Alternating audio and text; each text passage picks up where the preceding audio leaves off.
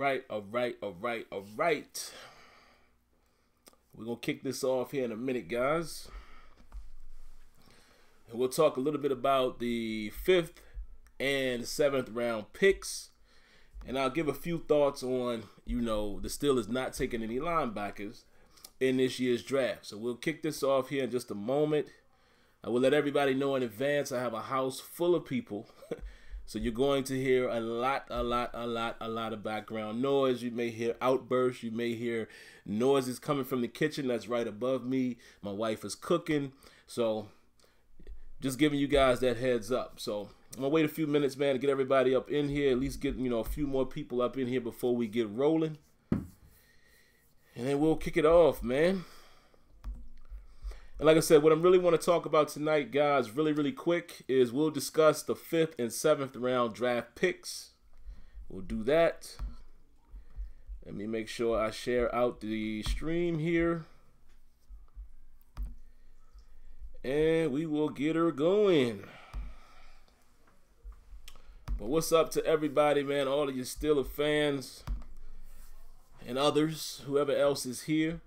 King Brown, what's up, man? What's good? What's good with you? All right, so give me a moment here, guys, and we'll get it cracking.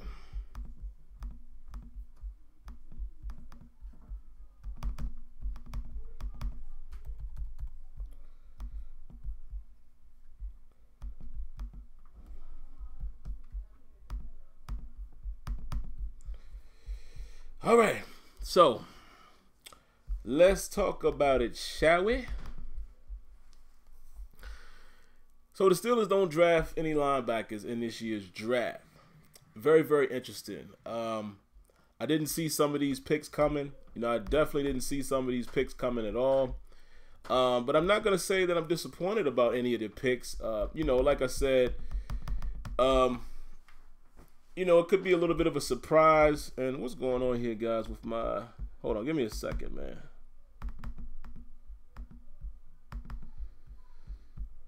What is going on with this? Here we go. All right, so what's good, Freddie G? My here. Can't tell you all of that, man. It's a secret. Nah, but we haven't, my wife is cooking up some stuff, man. Rodilla says, I'm from the Chi, but I love the Steelers. That's what's up. Salutes to you. Steelberg, what up? So I see a couple of you guys getting in here, man. So, again, let's go ahead and talk about this. As you can hear the noise above my head here, guys. Again, full house. My parents, my cousins, my nieces and nephews, my son, my wife. So y'all are gonna hear all kinds of noise, but it is what it is, man. This is life. So I don't mind incorporating that in this quick stream. So let's talk about it, man. So the 5th round. The Pittsburgh Steelers did something very interesting, guys, that I wasn't expecting. They did move again. They basically swapped. It looks like they swapped the pick, I want to say, with the Niners. And they moved up in the 5th round to get like another pick. And they gave up their 6th. And they also gave up one in the 7th round picks. So basically what they ended up doing, the full thing we saw was 1st, 2nd, 2 3rds, 2 5ths, and 1 7th. So what we're going to talk about is the 5th round picks here. Give you my quick thoughts on it. And I'll give you my quick thoughts again as well on, the Steelers not taking any linebackers. So first up, guys, Marcus Allen, a very physical safety from Penn State. Very interesting, guys, that he was picked because, you guys actually heard me talk about this before. I talked about it on Terrible Towel Tuesday. I can't remember which week. But I definitely discussed it.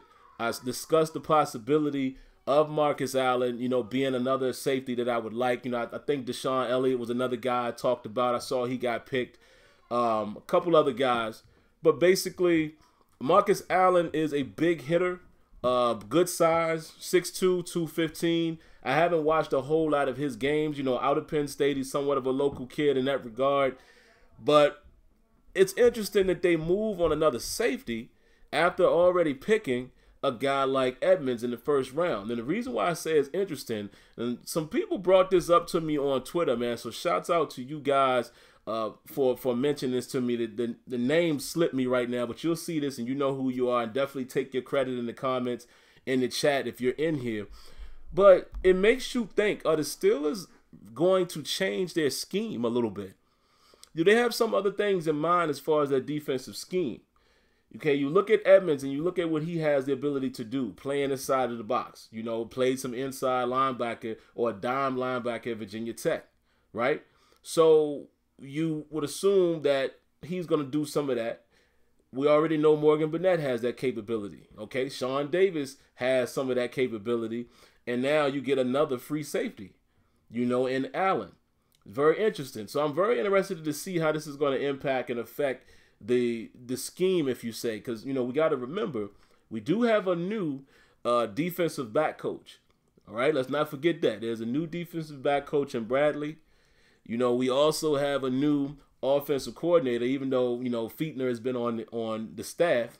He's now the new offensive coordinator, so I'm interested in seeing what we're going to do on the offensive side of the ball. So a lot of questions, man. Very, very, very interesting. Like my man, I don't even know if I'm going to pronounce his name right, YBZ Resby. He said this could be a hybrid defense coming at us. Very, very possible. But let's get into the picks again, man. I like Marcus Allen. I've talked about him before. I think that's a value pick in the 5th round. Then here comes the Steelers again in the 5th round, and they take Jalen Samuels. I don't know much about Jalen Samuels, running back out of NC State. You know, I've seen he's played some H-back. He's, you know, been in motion. He's kind of lined up as a tight end before. He's run jet sweeps. What I hear about him is he's very, very good in the passing game. They used him a lot with receptions.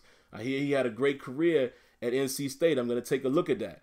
He also seems to be somewhat of a Swiss Army knife type of guy.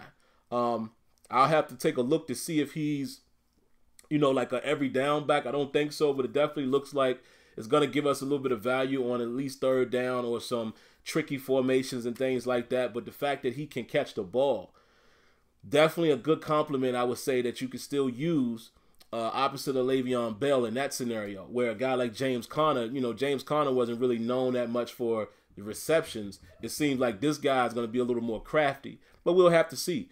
I think what it means is a guy like Toussaint or Stephen Ridley could be out the door, or James Conner. We never know. We don't know how he's going to recover from his injury. But I knew, you know, I think most of us knew that the Steelers were going to go with a running back at some point in this draft. 5th round is a good spot to get him, and we'll see how this kid Jalen Samuels checks out. I'm going to look at some more of his film. You know, I did look at his highlights, but I want to kind of look at a more, you know, deep analysis of what he's able to do to, you know, develop my own opinion. And then the 7th round pick, no surprise here, was Joshua Frazier from Alabama. The reason why I said no surprise is because, again, we did attend the Alabama Pro Day. He had dinner with Tomlin, as well as, I believe, Colbert, while in Alabama's Pro Day, as well as we know the connection, man, with Dunbar, you know, the new defensive line coach. Was this kid's coach for 2 years down in Alabama. That makes perfect sense. You grab the kid that you're very familiar with, give us some depth, and I think he's going to push Dan McCullers up out of there. That's what I think is going to happen. So all in all, guys, you know, as we look at the draft picks, I don't want to dive into my full thoughts tonight. We'll save that for Terrible Towel Tuesday on Tuesday. And just to give you guys an update, you know, for you guys who are new to the channel, because I know I've earned some subscribers since I've been doing these streams here for the draft. I do a podcast, Terrible Towel Tuesday. It's pre-recorded. I basically do a video talking to you guys the same way I'm doing now. It's just not live. And I'm going to give my full thoughts this coming Tuesday on the draft in general. But again, looking at the 5th round and the 7th round, no inside linebackers. And there it is, guys. You're hearing it, you know, the house full upstairs. So, you know, don't mind that. But it's interesting, man, because I want to talk about another thing really quick as well. And then I'll look at some of you guys' comments. They said, Kevin Colbert did say, okay, and sometimes you can't always read into what Kevin Colbert says. Sometimes it's a smokescreen, or sometimes he's just not trying to tip his hand. You know, just like the trade news about Martavis Bryant. You know, he emphatically said at the owners' meetings early on and around the combine time, he was basically saying Martavis Bryant is not open for trade. He will be on the roster. We're getting calls. We're not pursuing, but teams are pursuing us. They're not offering something that we want. You get the draft night, and A third-round pick sounded attractive, and they traded him. So things can change. But what I wanted to bring it back to my point, Kevin Colbert did say that he didn't think there were that very impactful guys at inside linebacker. He said there was only a few in this draft. And I'm actually going to find something here, guys, that I looked at earlier. Give me a second, man. I should have been a little more prepared, right? But it's live. It's live. You know, when it's live, it's live. Jerry Dulac, guys. I want to read to you guys something that he mentioned. Let me find it here. Jerry Dulac, a well-known beat writer for the Pittsburgh Steelers, he reported something earlier today, guys, and I think it's something that we really, really want to pay attention to. Let me find it here. It was in regards to Rashaan Evans. I want to give you guys his actual words. I don't want to mess it up. Okay, here it is. So he tweeted. He says, just so everyone knows, Alabama's Rashaan Evans was the Steelers' intended target in the first round, no matter who else was there at 28. A lot of us said that, right? When he was gone, when he was gone, along with other top inside linebackers, they either didn't have a high enough grade on the rest, or they didn't feel strongly enough to go and get up, go up and get another one. I don't know if that's true or not. I kind of believe it, guys, because again, if we want to, go fishing a little bit and try to piece some things together, try to piece the puzzle, if you will. Kevin Colbert said there was only a few guys in this year's draft that were impactful at that position. He said they were decent players, but they didn't feel like there were any players that was, world beaters or whatever, like groundbreaking guys.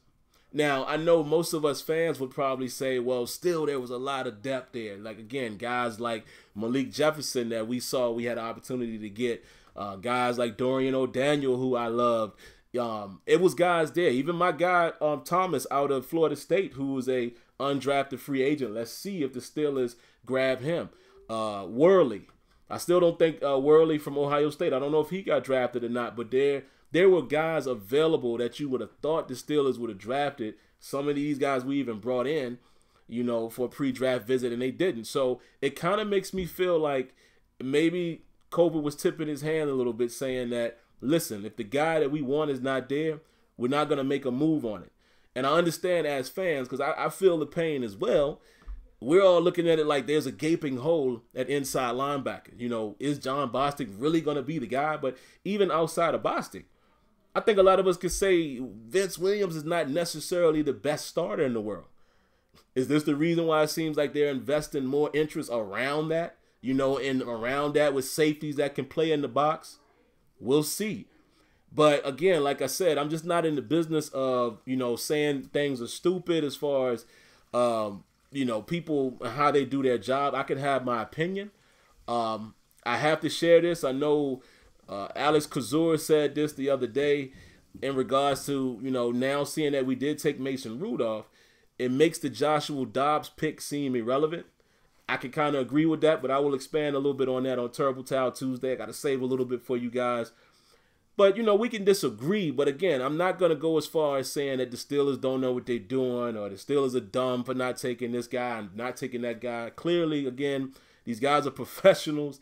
They get paid to do their jobs. And let's be honest, as Steelers guys, fortunate for us, they've been winning a lot. So we're usually pushed far down in the draft. You got to look at that element as well. Maybe the marquee guy that they want every year is not there. Sometimes people fall to us, but, we're picking at 28. You know what I mean? So maybe if Colbert, what he said was the truth, then maybe they did feel like Evans was their guy. They knew Roquan Smith wasn't going to be there. You could probably guess that Tremaine Evans wasn't going to be there. I don't know how high they were on Van Der Esch. But once those guys are off the board, maybe they didn't value anybody else pick worthy. You have to remember this, guys, also the Steelers' philosophy. They tell us, whether we agree with it or not, but their philosophy is take the best player at whatever position when they are available, the highest ranked guy on your board. So that might explain why some of these guys got drafted. So again, just to give you the recap, again, guys, as far as those who were drafted in the 5th and 7th, again, to update some of you guys, we got 2 5th-round picks. They did a trade with San Francisco, I believe. I gave them our 6th and gave them, I think, a 7th. And we were able to get 2 picks in the 5th and 1 in the 7th. So we still ended up with 1, 2, 3, 4, 5, 6, 7. Still ended up with 7 players. So, worked out pretty well. Now, let's keep an eye on undrafted free agents also. I'm looking at a list right now. Shout outs to SteelersDepot.com that they're providing and they're updating. Let's keep our eyes on that because the Steelers are probably going to have about 13 to 16 spots that they're going to fill via undrafted free agents. And they are probably going to bring in a guy or two that's already a free agent. Let's keep that in mind. I could see guys like Wilcox being booted out to save some cap space. A lot of things could happen between now and camp. So let's keep an eye on who they bring in. Maybe they bring in one of these UDFAs that can turn out to be something, even a linebacker.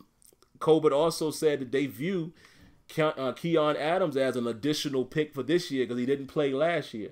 That's kind of the same thing we heard about Sinquez Golson. Y'all remember that? I hope we don't have that hanging over our heads. But he said the same thing about Golson that second year before he got hurt again, and they felt like it was an extra pick because he didn't play in his drafted year.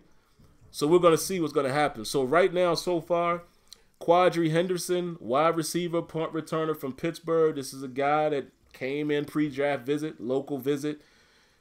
Patrick Morris, a center from TCU. Trey Johnson, cornerback from Villanova. Greg Gilmore is listed as a DN for LSU. Adeniyi, if I'm saying that correctly. He is an outside linebacker from Toledo. Parker Cothren, D tackle from Penn State. And Jarvion Franklin, a running back from Western Michigan. That's who they've signed so far. Again, I'm hoping to see if we can get the Thomas kid from Florida State, the linebacker. He did visit with us, so maybe that's somebody they'll be able to sign, so let's keep an eye on that. But outside of that, man, let's get to you guys' comments. I'll wrap things up with a bow here and how I feel as far as, I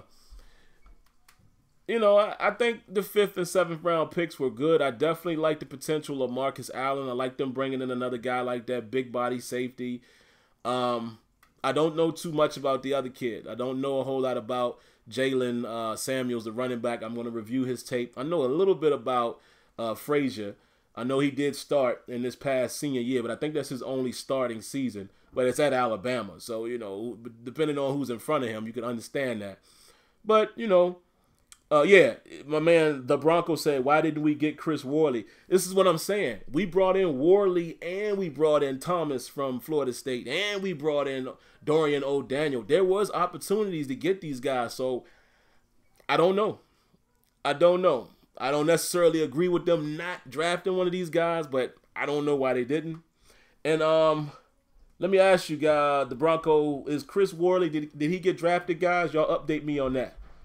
And I'm going to go back up here and read some more of you guys' comments. And again, just for you guys who came in late, you're going to hear a lot of banging and stuff going on. I got a full house. Wife is cooking. Kids are upstairs. My nieces and nephews are running around. Whatever. My parents are here. My sister-in-law is doing my little cousin's hair. I mean, there's all kinds of stuff going on. So let's see. Sean Mahoney say they will cut J.J. Wilcox and that will possibly free up some cap space to sign a free agent inside linebacker. I think so. I need to take a look and see who's out there. We know that the whole dreaded question is, will they bring in a guy like Timmons? I hope not. I mean, if it's just a depth move, cool. But I want somebody who has the opportunity to either challenge Bostic or Williams for the starting position or definitely be a key rotational piece. That's what I would hope for. And I don't know if you say that about Lawrence Timmons unless you're talking about just stuff in the run. We saw, just because of his age and his capability kind of dwindled, we saw the lack of his capability in the pass game, even though he had a much better season, the final season with Pittsburgh. So we'll see. Jackie Moon says, how do you feel about playing those Packers corners this year?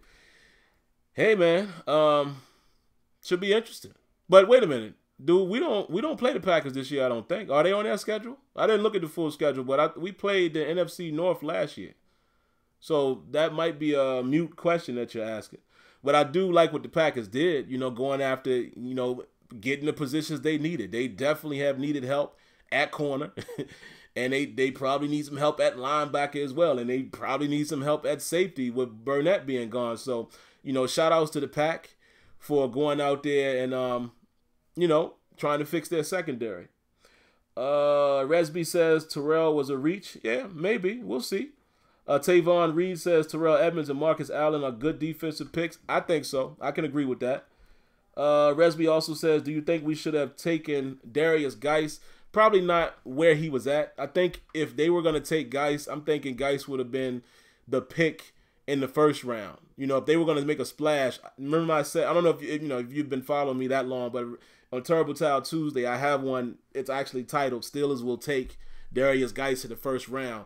My thought process was if they did a shakeup in the first round, if they didn't go safety or inside backer, they would go quarterback or running back. And running back was Darius Geis. My quarterback pick was Mason Rudolph, who they got in the third. Cinder Producer says, do you think the Steelers will sign undrafted linebackers this offseason? They will. I believe they will. It's just a matter of fact of who it is. But I think they're definitely going to do that. We might even see that happen tonight. I'm glad we didn't get Geis. That's what Steelers card says. We did sign Quadree Henderson as a UDFA. We sure did. Jackie Moon says, go Packers. Okay. This is the Steelers channel, but respect to you anyway. Resby says Steelers aren't dumb. I don't think so either, man. I really don't. You know, I just know it's tough on us as fans, but you know, I gotta trust these guys know what they're doing. Steelers card makes a good point. They said we can move Edmonds or Burnett to inside linebacker if that happens. And you know, somebody else made a point to me as well on Twitter. And again, the name slips my mind. Maybe Edmonds will be utilized quite often as an inside backer. He has played that kind of position in college. Maybe. You know, and maybe it might be a hybrid type of defense. We'll see. We'll see what's going to happen there. It's going to be interesting to keep our eyes on that. There was another question for me and I missed it. Where is it? Resby says, how do I feel about these small receivers we have? That's a good question. Very valid question. What up, Kenyon? I see you in here as well. And I'm going to, mention your comment in a sec. That's a valid question, my man. If they're productive, I don't mind. You know, it reminds me of the Mike Wallace, Antonio Brown, Emmanuel Sanders days. We've seen where we've gotten through with smaller receivers. I mean, we've won a Super Bowl with Santonio Holmes, you know what I mean, and Hines Ward. We've also been successful with big receivers, but we haven't won a chip with a big receiver. So I think the Antonio Brown, and I know you're not going to get lightning in the bottle like that again, but Antonio Brown, to me, makes me feel like a big receiver is not necessarily a necessity. A guy like Odell Beckham, he's not extremely big, but he's a problem. At the same time, wouldn't you love to have a Julio Jones type of guy? Yes, I would. We often hoped that Martavis Bryant was going to be that guy, but let's face it, he never turned out to be that beast like that. He was nowhere near a Julio Jones type of the ball's in the air, I'm going to get it guy. He was never that. Martavis Bryant was never an A.J. Green. If the ball's in the air, I'm going to go get it. Martavis Bryant was more so, let's see what's going to happen. You know, you didn't have confidence. Whereas look at how we look at Antonio Brown. When it's one-on-one and the ball in the air, we expecting AB to come down with it. And AB is no taller than 5'10", 5'11" at the most. You know what I mean? So, but I feel you. To me, I love big body guys, big receivers, because I feel like there's always a mismatch right there. You know, we got Juju. Juju's 6'1", close to 6'2", but I don't know exactly where he is, but I know he's at least 6'1", so, you know, he'll probably be the biggest frame that we have. But that's a valid question, my man. Let's see. Let me grab a few more of these. Mike Miller says he's hearing we might do 3 safety packages. Yeah, I would expect that. And you know what was funny, Mike? I actually said that before we drafted Marcus Allen. You know, I was saying that when we got Edmonds. Now, you know, think about it. Look at the safety core we got right now. Think about that. I mean, you know, we got to see if these guys pan out. Because I think Edmonds, you know, his talent from what he's shown, he's going to work.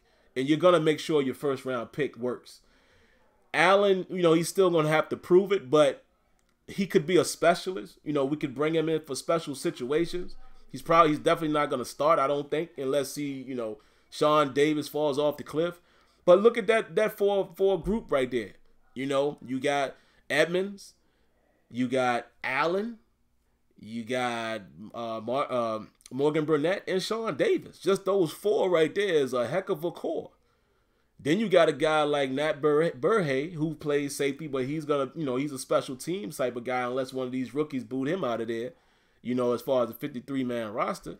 And then there's J.J. Wilcox sitting there who's probably gonna get cut. But if you look at that core four, yeah, I would believe there's gonna be some 3 safety packages. My man Kenya saying Franklin was killing it against USC this year. That's good to hear. Kenyon also says Washington is an outside receiver. Yeah, that's what I'm hearing. He's more of like a Z, right? So, you know, if they're going to do that, then it sounds like Juju will stay inside, which, again, I love Juju in the slot. I love him in both spots. But I love Juju in the slot because he creates a mismatch there, so that's beautiful. Freddie G says, good environment to be in. Gotta love the fam. Absolutely, man. Nothing more. Nothing I love more than my family. The Broncos said he signed an undrafted free agent signing with the Bengals. Dang. Yo, the Bengals is grabbing them backers, ain't they? The Bengals weren't playing.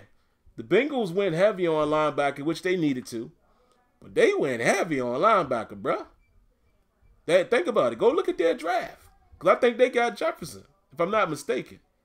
But I know they got a couple. Yeah, because they got, what's the kid? Hubbard. They got Hubbard. Wow. And they got my guy. Didn't they get Jesse Bates? Which here's a funny stat, guys. A fun fact that I didn't even realize. My wife's cousin is a sports agent. His name is Chris. Shout outs to Chris if he sees this. He actually, I didn't even know that he's Jesse Bates' agent. And he's also Josh Sweat from Florida State. Now, I didn't even know that. And both of his guys got signed. So I'm really excited for Chris, man. I'm proud of him. I've seen his struggle. I've seen him get through college and start his business and work it up. Beautiful thing, man. So that's dope. Shout outs to him and shout outs to Jesse Bates. I like that kid. But just speaking on Cincinnati stockpiling, man. I got to give them credit right there. Navarro Bowman is still available. You're absolutely right. We'll see. Now, you know, a guy like that, he's a little younger. Then I think he's a little younger than Timmons. You know, maybe I'll take I'll take a Navarro Bowman as a backup. Definitely will. Aaron Wells says, what's going on with Le'Veon Bell? Franchise tag, man. He hasn't signed the tag, obviously, and they still have until July 16th to get the deal done.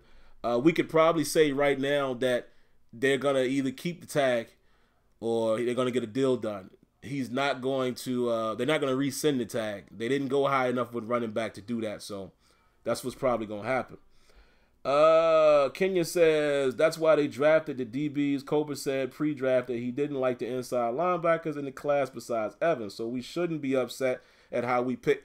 And that's the thing. That's the thing, Kenyon. And Kenyon is speaking from a logical standpoint. I don't want to say intelligent. I don't want to say smart because I'm not trying to put anybody else down.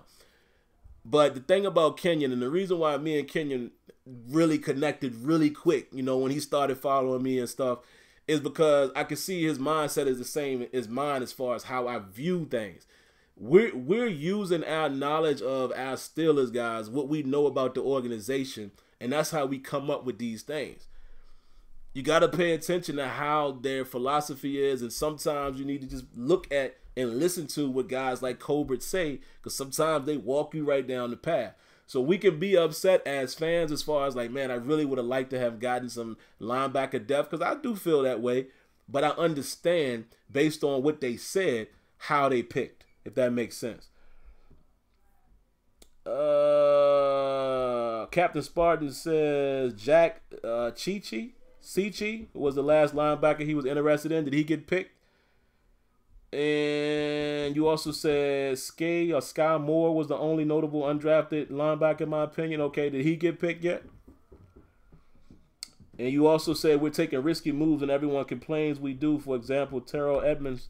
Yeah, you know, it is what it is, man. You know, listen, as fans, we got the right to do that. I'm not telling anybody not to feel like we're taking risk or we're reaching. That's not what I'm debating. Feel free to feel like that. I'm just saying is because I understand their philosophy, I'm never surprised. That's all I'm saying. Yes, I'm pissed that we didn't address inside backer a little more, but if they're saying they didn't see the value, I get it. And I just gotta go with that. Let me get somebody else here who I haven't spoke on. Robert Long says, as some have said, there was only about 20 players worthy of the round 1 selection. The Steeler picks bear that out. The Steeler pick bears that out on a scale of 1 to 10. I give it a 4. Okay. Respect your opinion. Where's Kenton? Who's Kenton? Oh, you asking about Kenyon? They said the Ravens killed it today. I didn't really pay attention to what the Ravens were doing. But I know the Ravens and the Bengals did. Yeah. I see Lee Herbs or Lerb said the same thing. The Ravens and Bengals got a lot of good picks. They did. They absolutely did, man. Mike Miller says, it kills me how people still saying fire Tom. I've been so past that, man. I don't understand that either, man. But, you know, it is what it is. Everybody's entitled to their opinion. Nightwolf says, I'm worried a lot about playing the Ravens next year. They loaded up on D. They was loaded up on D this last year. Were they not? So, it is what it is, man. And Chris K says, you think the Steelers draft and offseason moves that they are looking at a different type of defense, guys who can cover big tight ends and tackle ability. I do. I have the feeling, I definitely have the feeling that they're changing some stuff, man, with the new DB coach. And, you know, it just seems like over the last 2 to 3 years, they've been trying to implement more, you know, man type of stuff. And I feel like they're trying to slowly but surely change the scheme and how we approach defense. Fire Kevin Colbert. Okay, that's your opinion. I respect it. All right, so that's about it, man. I'm going to go ahead and get out of here. And, yeah, Kenya, it seems like we always on the same page. And even if we're not, you know, what each one of us say, we generally can see where the other one is coming from. So, but all right, man, I'm going to go ahead and get out of here, guys. Oh, wait. The Broncos says, I like Reggie Carter from Georgia. Have you heard of him? And if so, what do you think? I actually haven't. I haven't heard about him at all, so I'm not familiar with him. But that's going to do it, guys. As you can hear, it's ramping up a little more. So let me go ahead and get out of here. And, yes, I love the Marcus Allen pick as well. I'm excited, man, just to see how everything's going to pan out with the UDFAs, any possible free agent signings. I'm going to be a little worried and concerned at the linebacker position going into this season. But we'll see. I mean, I'm excited to see how camp and all that is going to go. But I hope we do make some kind of moves, or I hope somebody can step up. You know, maybe Keon Adams could be a good edge. I don't know. You know, I'm hoping, but I'm concerned the same way you guys are as far as the linebacker core. But let's just see what type of defense we're going to put out on the field. Fair? All right. So I'm going to go ahead and get out of here, guys. Catch you guys later. I appreciate all of the support, man. And for you guys who haven't seen the rest of the streams, go check out my response to the first round picks and second round and third round, etc. And then on Terrible Towel Tuesday, coming up Tuesday, it will more than likely be a pre-recorded video. But I'm going to give my full thoughts on the draft as a whole and whatever moves we've made from then up until then. All right, so I'll catch you guys later. I hope you guys have a great Saturday night. Some boxing is on tonight. Y'all know I love that. NBA playoffs is on tonight. Y'all know I love that. But hope all you guys are safe. Here we go, Steelers, and I'll catch you guys in a bit. All right? Peace.